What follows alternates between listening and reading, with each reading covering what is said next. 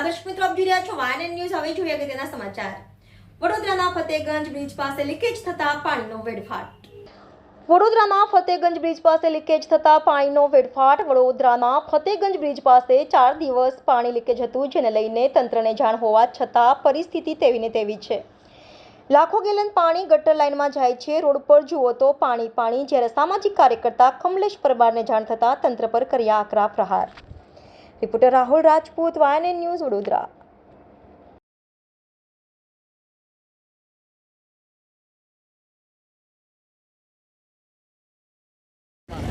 વડોદરા શહેરની અંદર દરેક વોર્ડની અંદર હાલમાં જે કહેવાય છે કે પીવાનું પાણી નથી મળી રહ્યું, લોકો પાણી માટે વલખા મારી રહ્યા છે। ત્યારે આજે ફતેગંજ બ્રિજ નીચે આજે જ્યારે કહેવાય છે કે આજે સતત 4 દિવસથી પાણીનું લીકેજ છે। હજારો ગેલન પાણી, લાખો ગેલન પાણી જે કહેવાય છે કે ગટરની અંદર વહી રહ્યું છે। એટલે ખાસ કરીને આવા કોન્ટ્રાક્ટરોને બ્લેકલિસ્ટ કરવા જોઈએ, આવા અધિકારીઓને સસ્પેન્ડ કરવા જોઈએ, કારણ કે જળ એ જીવન છે। વડોદરા શહેરની અંદર તમે જો કે આજે સતત 24 કલાક થઈ ગયા। 24 કલાકથી અનેક વિસ્તારોના લોકો માટલા ફોડી રહ્યા છે, લોકો પાણી માટે વલખા મારી રહ્યા છે, લોકો મિનરલ વોટર માટે જઈ રહ્યા છે। એટલે ખાસ કરીને જે કહેવાય છે કે જે આ અધિકારીઓની અને કોન્ટ્રાક્ટરોની બેદરકારીને કારણે પાણી નથી મળી રહ્યું, પાણી જે હજારો ગેલન જે વેડફાઈ રહ્યું છે, તો આવા કોન્ટ્રાક્ટરોને અધિકારીઓને સસ્પેન્ડ કરવામાં આવે તેવી અમારી ખાસ માંગણી છે।